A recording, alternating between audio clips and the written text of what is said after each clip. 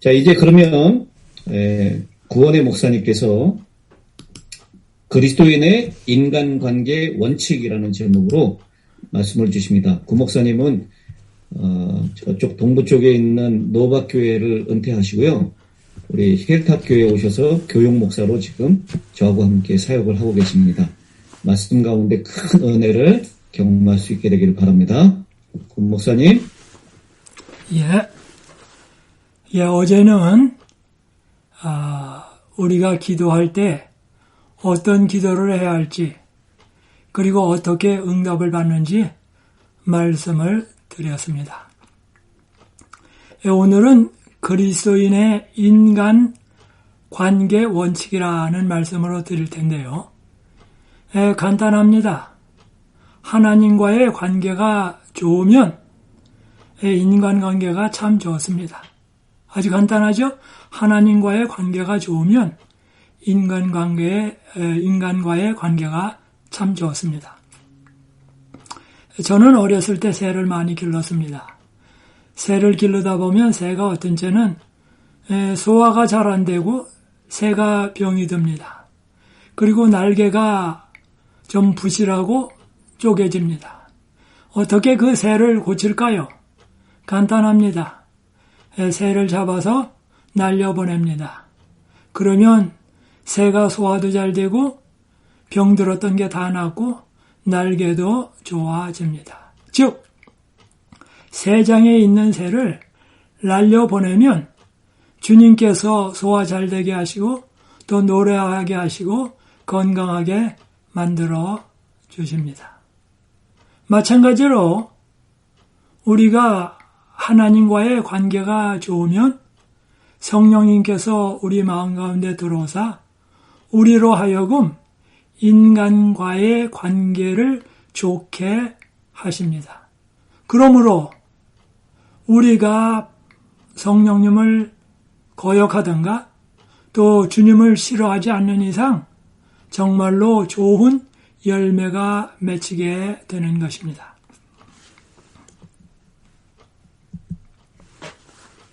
이제 오늘 그리스도인의 인간관계에 대한 것을 좀 말씀드린대요. 마태복음 5장 43절부터 봅니다. 또 내 이웃을 사랑하고 내 원수를 미워하라 하였다는 것을 너희가 들었으나 이게 통상적인 개념이죠. 나는 너희에게 이르노니 여호와 하나님, 창조자 하나님, 시내산에서 십계명을 주신 하나님, 그리고 육신을 쓰고 오신 그 하나님 예수님이 나는 너희에게 이르노니, 우주를 만드신 분이 너희에게 이르노니, 그러니까 그 말씀은 확실합니다. 너희 원수를 사랑하며 너희를 핍박하는 자를 위하여 기도하라. 원수를 사랑하며, 그래서 사랑하려고 노력하는 사람에게 원수를 좋아하는 마음도 주시고 사랑하게 해 주신다. 무엇으로요? 창조자의 능력을 통하여 너희를 핍박하는 자를 위하여 기도하라.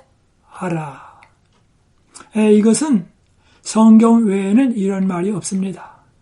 왜요? 다른 데는 어느 정도 다른 사람이 한 것에 따라서 대해주라 하는 말은 있을지 몰라도 원수를 사랑하며 너희를 핍박하는 자를 위하여 기도하라. 우리는 예수님 안에서 다 형제 자매입니다. 우리가 기도할 때 한국 사람도 하늘에 계신 아버지 이렇게 말하고, 소련에 있는 사람도 기도할 때 하늘에 계신 아버지라고 기도하고, 이스라엘에 있는 사람도 하늘에 계신 아버지라고 기도합니다. 세계 어디 가나 다 우리가 기도할 때 뭐라 하냐면 하늘에 계신 아버지라고 말합니다. 즉 한 아버지를 모시고 있습니다. 한 가족입니다. 그러니까 우리는 다 뭡니까? 형제여 자매입니다. 그러니 이 앞에 있는 말씀을 다시 읽어보면 나는 너희에게로니 너희 원수를 사랑하며 라는 말이 너희 형제 자매를 사랑하며 너희를 핍박하는 자를 위하여 기도하라 할 때 가족 안에서 나에게 좀 힘들게 하는 사람을 위하여 기도하라. 사실 그리스도 안에서는 원수가 없어집니다. 왜요? 한 가족이기 때문에 그렇습니다. 여기 이렇게 말합니다. 이같이 한즉 하늘에 계신 너희 아버지의 아들이 되리니, 이게 하나님의 아들의 특징입니다.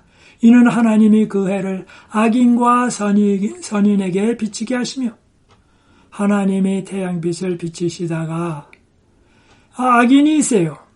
그럴 때는 이 사람들 비춰주지 말아야 되겠다. 그래서 태양을 감췄다가 선인이 있어요. 비춰줘야 되겠다. 그렇게 하지 않습니다.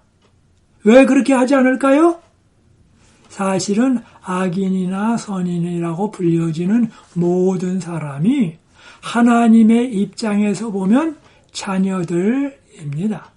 또 비를 의로운 자와 불의한 자에게 내리오시매라. 구름이 지나가다가 의로운 자는 많이 내려주고 불의한 자는 적게 내려주고 그렇게 하지 않습니다. 비는 의로운 자나 불의한 자나 악인이나 선인에게 다 골고루 내립니다. 그리고 우리가 밥을 먹을 때 소화가 되는 것은 의인은 소화가 잘 되게 하고 악인은 소화가 안 되게 하고 그런 법이 없습니다. 하나님에게는 모든 사람이 자녀입니다. 그런데 하나님의 자녀라는 사실을 본인이 인정하고 받아들이느냐 안 받아들이느냐 거기에는 물론 차이가 있을 수 있습니다. 하나님에게는 악인, 선인, 의로운 자, 불의한 자가 없습니다. 다 그분의 자녀입니다. 그러므로 우리는 그렇게 생각할 수 있습니다. 너희 원수를 사랑하며 너희를 핍박하는 자를 위하여 기도하라 그럴 때 그것은 곧 무엇입니까? 실제 원수가 아니라 내 가족을 사랑하며 기도하라 그런 말입니다. 우리가 예수 믿을 때 새로운 신분으로 바뀌게 됩니다. 여기 마태복음 18장에는 이제 오늘 마태복음 5장에서는 우리가 예수 믿고 침례받을 때 새로운 가족이 된다. 새로운 신분으로 태어난다라는 걸 말씀을 드렸습니다. 그러므로 마태복음 5장에 의할 것 같으면 우리가 사람 보는 각도가 달라집니다. 이 세상의 모든 사람들이 다 형제요 자매입니다. 그런데 하나님의 사랑을 그렇게 받고 하나님과의 관계가 새로워졌으면 우리가 다른 사람들을 어떻게 대하여야 할까요? 오늘날 많은 사람들이 질병에 걸리는 이유는 용서를 베풀지 못하고 용서를 받지 못합니다. 정말로 참으로 안타까운 노릇이 아닐 수 없습니다. 진짜로 우리가 많이 해야 할 것은 용서하며 용서받고 살아가야 합니다. 여기 마태복음 18장 24절부터 보면 사실 요 전에는 베드로가 말했습니다. 예수님, 다른 사람이 잘못할 때 몇 번이나 용서해 줄까요? 그럴 때 예수님께서 말씀하십니다. 70번씩 7번이라도 용서하라. 그 말은 뭐예요? 용서하기를 멈추지 말라. 용서를 멈출 수는 없습니다. 계속해서 용서해 주라고 말합니다. 24절입니다. 회개할 때에 1만 달란트 빚진 자 하나를 데려오매. 1만 달란트는 평생 벌어도 못 버는 그런 돈입니다. 즉 불가능한 갚을 길이 없는 빚진 자 하나를 데려오매. 갚을 것이 없는지라 주인이 명하여 그 몸과 처와 자식들과 모든 소유를 다 팔아 갚게 하라 한데 이건 못 갚죠. 종이 엎드려 절하며 가로되 내게 참으소서 다 갚으리다 하거늘 내게 참으시면 다 갚을 수 있습니까? 못 갚습니다. 천상 뭐라고 말하는 게 필요합니까? 못 갚으니 그냥 봐주십시오. 이렇게 해서 탕감받는 길이 제일 좋은 길입니다. 그 종의 주인이 불쌍히 여기지 않으면 소용이 없습니다. 하나님이 우리를 불쌍히 여기지 아니하면 방법이 없습니다. 불쌍히 여겨 놓아보내며 그 빚을 탕감하여 주었더니 그 종이 나가서 제게 100데나리온 빚진 동관 하나를 만나 붙들어 목을 잡고 가로되 빚을 갚으라 하매 빚을 갚으라 그랬습니다. 빚을. 그런데 이 100데나리온은 100일치 분입니다. 100일 일하면 벌 수 있는 돈이 100데나리온입니다. 즉 한 데나리온이 하루의 품삯입니다. 100일치. 그런데 그는 일반 달란트를 탕감받았는데 자기에게 100데나리온 빚진 사람을 만나가지고 목을 잡고 목을 콱 잡으면 죽죠. 가로되 빚을 갚으라 하매 한평생 만나는 자 다 용서해준다 해도 내가 용서받는 것이 용서해준 것보다 더 많다 그 말입니다. 즉 하나님께서는 우리에게 1만 달란트를 탕감해 주었습니다. 근데 다른 사람이 나한테 진 빚은 100데나리온입니다. 1만 달란트에서 100데나리온을 빼도 100데나리온 부족한 1만 달란트를 가지고 있는 것입니다. 사람이 매일매일 만나는 사람, 모든 사람, 태어나면서부터 늙어 죽을 때까지 만나는 사람의 모든 잘못을 용서해 준다 할지라도 그가 하나님께로부터 받은 용서는 그가 다른 사람에게 해준 용서에 비례하여 이건 비례가 안 되는 것입니다. 즉 한평생 만나는 자 다 용서를 구하든 안 구하든 상관할 것이 다 용서해 준다 할지라도 내가 주님께로부터 용서받은 것이 용서해 주는 것보다 더 많다 그 말입니다. 어떻게 보면 좀 이상한 말인지 모르지만 수입이 지출보다 많다 하는 것입니다. 그래서 아무리 용서를 많이 해줘도 정말로 우리는 주님께로부터 받은 은혜가 큽니다. 저는 이 스크린 맨 위에다 그렇게 적었습니다. 그러면 내가 빚진 게 무엇인가? 창조주 예수님을 십자가에 못 박아 죽인 죄인입니다. 누구를 죽였어요? 사람을 죽인 것이 아닙니다. 죄 없는 사람들은 그런데 사람을 죽인다고 할 때는 죄 있는 사람을 죽입니다. 근데 죄 있는 사람이라는 것은 다 죽을 인간입니다. 만약에 어떤 사람이 죄 없는 사람을 죽였다고 하면 그것은 큰 문제가 됩니다. 그런데 창조주 예수님을 우주 만물을 만드신 그 예수님을 십자가에서 못 박아 죽인 죄값이 나에게 있습니다. 그런데 그 죄값을 주님이 그냥 용서해 주셨어요. 그러므로 창조주 예수님을 십자가에 못 박은 죄는 아무래도 어떻게든지 갚을 길이 없는 죄입니다. 오늘날 많은 사람들이 용서하기 싫어하고 용서를 못하는 이유는 나는 용서를 많이 해주는데 용서받은 것은 적다. 즉 쉽게 말하면 손해봤다 그 말입니다. 그런 생각이 있는 한 기쁘게 즐거운 마음으로 용서를 베풀 수가 없습니다. 주님께서 나에게 해주신 용서는 정말로 무한합니다. 그러므로 용서를 구하든 안 구하든지 상관할 것 없이 누구든지를 막론하고 다 용서를 베풀어 주십시오. 그것은 참으로 좋은 일입니다.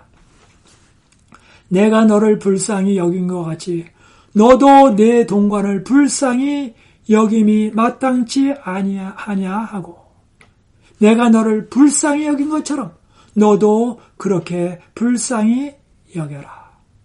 우리가 예수님을 믿을 때 우리는 하나님의 자녀가 됩니다. 자녀는 부모를 닮아야 합니다. 자녀가 부모를 안 닮으면 그것은 자녀라고 할 수 없습니다. 우리가 예수 그리스도를 믿을 때 우리는 하나님의 자녀가 됩니다. 하나님의 자녀는 하나님을 닮아야 합니다. 이제 로마서 12장에는 용서해 주는 것에서 더 나아가서 좀 고차원으로 들어갑니다. 원수도 사랑하기. 내 사랑하는 자들아 너희가 친히 원수를 갚지 말고 진노하심에 맡기라. 기록되었으되 원수 갚는 것이 내게 있으니 내가 갚으리라고 주께서 말씀하시니라.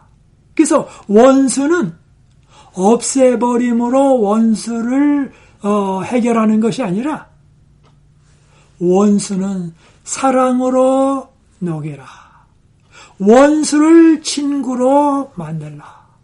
원수를 이웃으로 만들라.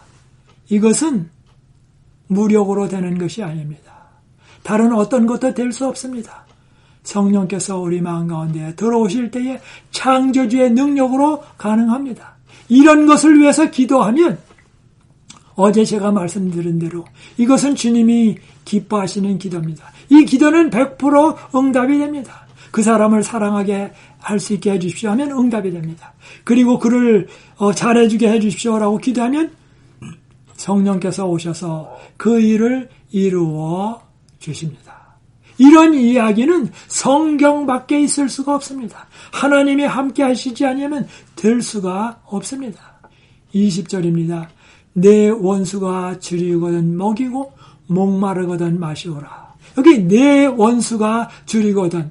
그런데 마태복음 5장 43절과 44절의 의미로 보면 내 가족이, 내 형제가 줄이거든 먹이고 목마르거든 마시오라. 그리스도 안에서는 원수같이 여겨졌던 사람이 형제 자매여 한 가족입니다.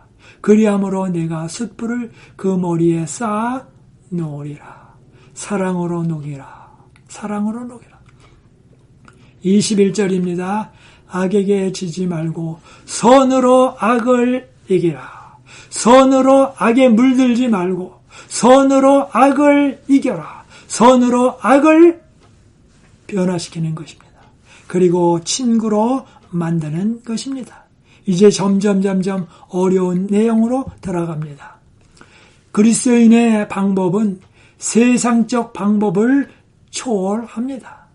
그런데 우리가 예수 그리스도를 믿을 때에 자꾸만 세상적인 기준을 갖다 대면 우리는 그리스도의 사랑을 나타낼 수가 없습니다.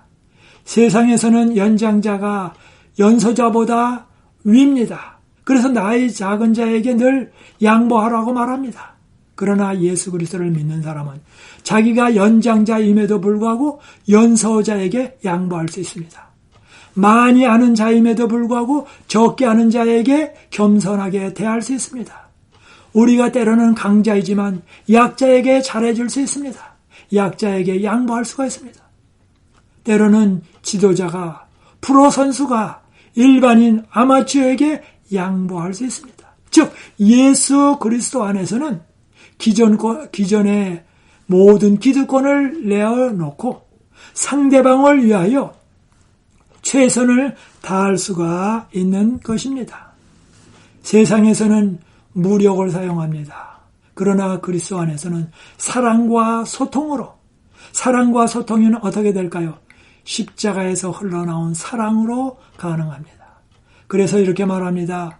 그리스도의 사랑이 우리를 강권하시는도다. 사도 바울은 고린도서에서 말합니다. 그리스도의 사랑이 우리를 강권하신다. 그래서 그가 하는 것은 이를 악물고 해야지 해서 의지력으로 하는 것이 아니고 성령께서 오셔서 자연적으로 하도록 하시는 것입니다. 그래서 그리스도를 잘 아는 자가 초신자에게 양보하고 정말 무엇이나를 막론하고 신앙을 많이 한 사람이 신앙을 적게 하는 사람에게 양보하는 그런 것입니다. 이것이 바로 그리스도 안에서의 인간관계의 원칙입니다. 이제 더 어려운 거로 들어가겠습니다. 전반적인 원리입니다. 그리스도를 경외함으로 피차 복종하라. 누구가 없습니다. 피차 복종하라. 이제 가장 어려운 자 사랑하기입니다. 흔히 이야기하기를 배우자 사랑이 가장 어렵다라고 말합니다. 여기 에베소서 5장 22절부터 24절에 보면 이렇게 말합니다. 아내들이여 자기 남편에게 복종하기를 죽게 하듯 하라.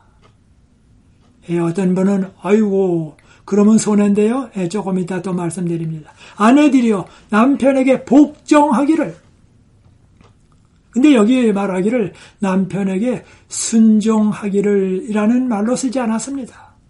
남편에게 복종한다는 말은 남편의 말이 이해가 가면 순종을 하시고 남편의 말이 이해가 안 가면 복종하시기를 바랍니다. 이해가 가면 순종하고 이해가 안 가면 복종하고. 그런데 어느 정도요? 죽게 하듯 하라. 예수님 믿는 것처럼 하라. 이는 남편이 아내의 머리됨이 그리스도께서 교회의 머리됨과 같음이니 그가 친히 몸의 구주시니라. 24절입니다. 교회가 그리스도에게 하듯 아내들도 범사에 그 남편에게 복종할 지니라. 여기 교회는 여인을 지금 상징해서 얘기했습니다. 여인이 교회가 그리스도에게 하듯 아내들도 범사에 마음에 드는 거 말고 범사에 그 남편에게 복종할 지니라. 이제 역할을 바꿔보겠습니다. 남편입니다. 남편들아 아내 사랑하기를 그리스도께서 교회를 사랑하시고 위하여 자신을 주신같이 하라. 남편의 임무가 더 어려울까요? 아니면 아내의 임무가 더 어려울까요? 흔히 생각하기를 아내의 임무가 더 어렵다 그렇게 말합니다. 근데 여기 25절은 말합니다. 남편들아 아내 사랑하기를 그리스도께서 교회를 사랑하시고 위하여 자신을 주신같이 하라. 남편들에게는 뭐예요? 예수님께서 사람을 사랑하사 십자가에서 달려 돌아가신 것처럼 예수님께서 사람들을 사랑하신 것처럼 십자가에 못 박는 사람들을 용서하신 것처럼 그리고 끝까지 사랑하신 것처럼 베드로를 사랑하시고 용서하신 것처럼 그리스도께서 사랑하시고 위하여 자신을 주신같이 하라. 이는 곧 물로 씻어 말씀으로 깨끗하게 하사 거룩하게 하시고 자기 앞에 영광스러운 교회로 세우사 티나 주름 잡힌 것이나 이런 것이 없이 거룩하고 흠이 없게 하려 하심이라. 28절입니다. 이와 같이 남편들도 자기 아내 사랑하기를 제 몸같이 할지니. 자기 몸 사랑 안 하는 사람 없죠. 그런데 남편들도 자기 아내를 사랑하는데 자기 아내는 결혼할 때에 자기 몸입니다. 그래서 자기 몸을 사랑 안 하는 사람도 없고 돌보지 않는 사람도 없습니다. 그러나 남편들도 자기 아내 사랑하기를 제 몸같이 할지니 자기 아내를 사랑하는 자는 자기를 사랑하는 것이라. 그래서 사랑하는 아내 또 혹은 배우자를 사랑하는 것은 곧 자기를 사랑하는 것이나 마찬가지라고 이야기하십니다. 예수님은 말씀하십니다. 내가 너희를 극진히 사랑했으니 너희도 내 사랑을 드러내라. 그렇게 말씀하십니다. 시편 133편은 3절로 기록되어 있는데요. 이렇게 인간이 서로를 사랑하면서 인간관계가 좋을 때 그 관계를 보시면서 시편 133편은 이렇게 말합니다. 형제가 연합하여 마음이 하나 되어 사랑으로 동거함이 어찌 그리 선하고 아름다운고. 선하고 아름답다라는 말은 거룩한가. 머리에 있는 보배로운 기름이 수염 곧 아론의 수염에서 그 옷깃까지 내림 같고 헐몬의 이슬이 시온의 산들에 내림 같도다. 거기서 여호와께서 복을 명하셨나니 복의 창조자는 여호와 하나님이십니다. 복의 근원은 예수님입니다. 그리고 예수님이 십자가에 달려 돌아가셔서 우리에게 복을 주셨습니다. 그런데 그 복은 무엇입니까? 곧 영생이로다. 예수님과 함께 주 안에서 이웃 사랑하며 가족 사랑하며 살아가는 것이 진정한 복입니다. 이런 복을 누리는 가운데 영생이로다. 우리는 주 안에서 이렇게 될 때 영생을 얻게 됩니다. 거기서 여호와께서 복을 명하셨느니 곧 영생이로다. 지금부터 주 안에서 사랑의 관계로 계속 살다가 주님 오실 때 우리 모두가 다 함께 하늘나라에 들어가게 되기를 바라면서 말씀을 마치겠습니다. 기도하겠습니다. 하늘에 계신 하나님 아버지, 이 저녁에 우리가 어떻게 이웃을 사랑해야 할지를 가르쳐 주시니 감사드립니다. 먼저 주님을 섬기는 가운데, 사랑하는 가운데 성령님께서 내 마음 가운데 들어오사 성령님을 통하여 이웃을 사랑할 수 있도록 인도해 주옵소서. 배우자를 사랑하고 이웃을 사랑하고 심지어 그들이 나에게 잘못을 했다 할지라도 용서해주고 사랑을 베풀 수 있도록 인도해 주옵소서. 맨정신으로 우리의 힘으로는 안 됩니다. 그러나 주님 들어오셔서 이 일이 성취될 수 있도록 인도해 주옵소서. 주께서 그렇게 이루어 주실 것을 믿고 예수님의 이름으로 기도드리옵나이다. 아멘.